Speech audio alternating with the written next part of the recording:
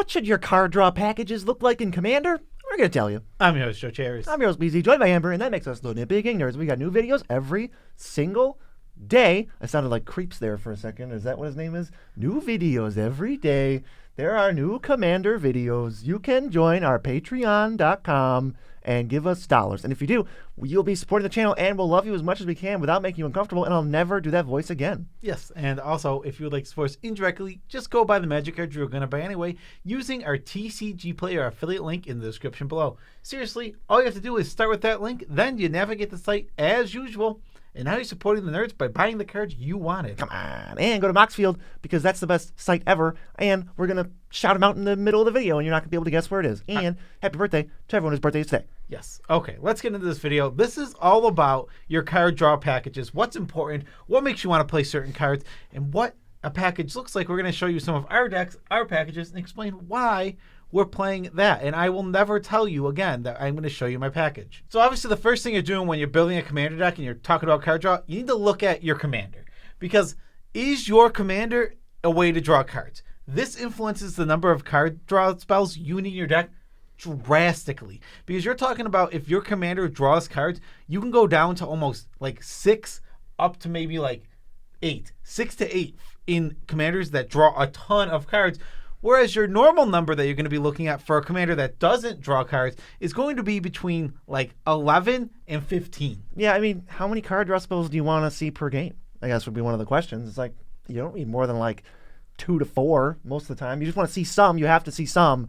But like if I only see 2 and they both draw 5 cards, like I don't need too much more than that. So then if your commander draws cards, you're drawing cards every single game. Exactly, because you're guaranteed to always see the commander. How can you not? What are your eyes closed? What's going on? Exactly. So as long as you're able to cast it from the command zone and it draws cards reliably, you're good to go. You can lower that number and still be guaranteed to always draw some cards every game. Yeah, we kind of went through all of our decks here, and we separated how many cantrips are in our deck, and then how many multi-draw, which is like the actual, we're talking about when we mean card draw, how many of those are in the deck. There's a bunch of different types of card draw where you're drawing 2 or more. Large Burst is like 7+, or like Rishkar's Expertising, or like Seagate Restorationing. Small Burst is just like, 2 to 4, like Read the Bones, I guess, or Chart a Course. A good example. How about a good example? Those are both great. How about Thought Monitor? Thought Monitor. Good example of the small burst. And then there's like Slow Advantage, like Phyrexian Arena, or some other good card. There's a ton of good cards. I mean, this is every single one of your when you cast X kind of spell draw cards. Beast Whisperer, Archmage Emeritus, your Great Henges. These are incrementally gain you advantage until eventually they get you as much as a large bird got, but over time. Yeah, and now, then cantrips is the last one. And you're talking about like Preordain. Yes, and the large burst, small burst, and slow advantage all have their advantages, for lack of a better term. Large burst, you're getting all the cards right at once. But what these tend to do is sometimes you'll draw 10 to 15 cards. And yes, that's awesome, but you'll often have to discard if you're not sitting with a Reliquary Tower or something else to prevent you from discarding cards. That's some of its downside. Small burst, these tend to cost less mana than the large burst. But obviously, they don't get you as many cards. You don't see as many cards. And these slow advantage cards, they're going to have to stay on the battlefield a little longer, because the first turn you play them, you're probably not going to get enough cards out of them. But if you go around the table once, now you can start casting things like crazy, going off and popping off. Because all of these have their own advantage, I like playing a mixture of all of them in my decks. One of the driving factors of why you'd play any card draw spell in your deck for any reason is synergy. It works with your commander in some way. Your commander can make you draw extra cards, or because you play so many creatures in your deck, you're drawing more cards, like with Beast Whisperer. It's all about what works with your deck. If you're playing that 60 creature deck, boom, easy. You're playing the Beast Whisperers. You're playing all of those effects. And not divination. You're going to be looking for synergy overall. There are very few hyper-efficient card draw spells that just go in decks as staples. There's Rhystic Study, there's Mystic Remore, and there's like maybe Esper Sentinel, but even that often synergizes with a lot of decks. There's not many that you're just playing because they're hyper efficient. You're looking for what your deck wants. Is your deck going to make a large creature with 30 power? Okay, get your Rishkar's Expertises. Life's Legacy. Get your Life's Legacies. Get those in the deck. Literally, we talked about in the other video, like for removal, how like being an instant and all the hyper efficiencies were really, really important. It's 99% synergy when you're looking at card draw compared to the other factors. Just focus on synergy, and your card draw package will be a lot better. Yeah, so pretty much the rest of this video is going to be about like the actual card draw, but we did do some little cantrip math for you just for fun, and I kind of feel like the more cantrips you have, you can maybe go a little bit lighter on like how much card draw you have. For me, my average amount of cantrips per deck is 4.5 cherries. Yes, and my average is 2.6. And my thing with cantrips is I noticed looking through my decks, I don't look to put cantrips in my deck. If there's a cantrip that fits into my strategy, I will slot it in. For example, I'm playing an artifact creature deck. Baleful Strix can slide into the deck because it fits well with my strategy. I'm not looking to include extra cantrips. I think I just love spinning my wheels. I like seeing more cards, and there's some certain cards like Preordain and like Mishra's Ball that I play all the time. Yeah, I don't think it's necessary to play any cantrips in your deck, but it is nice to play cantrips that give you advantage in some other way. Like you said, Mishra's Bauble and your Urza's Baubles. If you're playing a high artifact deck, when you cast an artifact, you get something. When an artifact into the battlefield, you get something. All of those, your artifact count matters. Now, all of a sudden, those are like pushed up to actually good playable cards, even though they're just little cantrips that don't really do anything. I mean, I really enjoy the feeling of like getting some velocity and like being able to play all these cheap spells in between when you wouldn't spend the mana to get to the cards you really need to see. Cantrips are obviously great. I don't think you need a million of them. I would probably look to play not 0. Cantrips can also smooth out your draw. I don't like Preordain and Ponder often, but if you're playing a Spellslinger deck, I think Preordain and Ponder just get these huge boosts, where now when you cast them, you get something more than just this cantrip that smooths your draw out. I keep 2 and 3 landers like all the time, and I feel like cantrips are one of the reasons I can do it. But now we can look at our numbers for the multi-draw, or cards that draw more than one card, or card draw. Yeah, the normal card draw as it is. I play about 12 in each one of my decks. This seems to be a good number. I go a little lower. My lowest I go is 9, and I go all the way up to 18 for one of my decks, which is, really, really high. Yeah, I have 12.4. It reflects my slight desire to draw more cards. I think I go lower than you, and then I also go higher with like the lowest is 6 and the highest is like 19, which we'll get to. Because we always do 3 examples of decks, and the first one is Joe Cherries. Yeah, and this one is 100% synergy. Every single one of the cards in my Faldorn Dread Wolf Herald, which is such a weird name, is just synergy. And like I said, that is what you're going to focus on. They're all cards that impulse draw or play cards from exile, like Natali.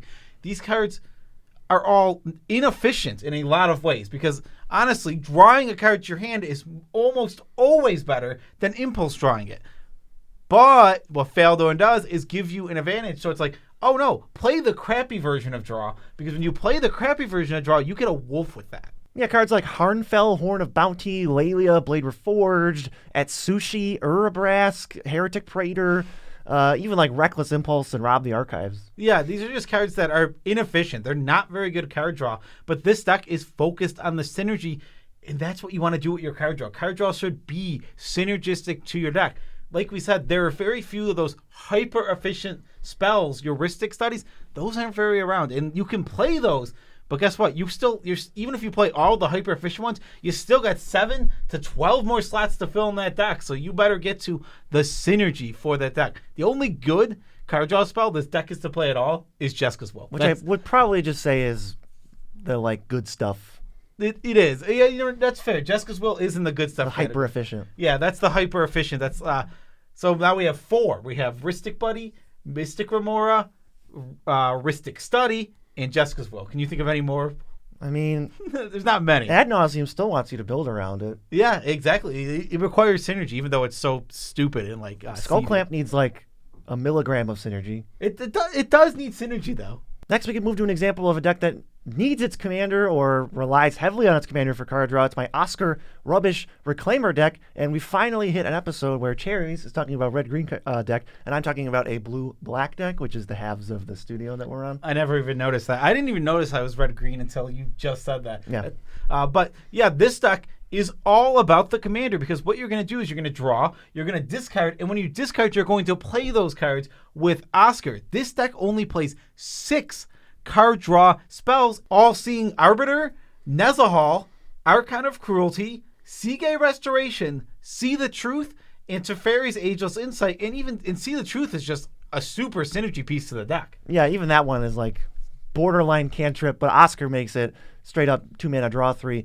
Every single time you activate one of the like 7 Merfolk Looters in this deck, or one of the 25 ways to draw and discard in this deck, you're going to discard something like Mishra's Bubble. There's like a Mox Amber in here. You're going to discard any spell in the deck, and you're now up a card.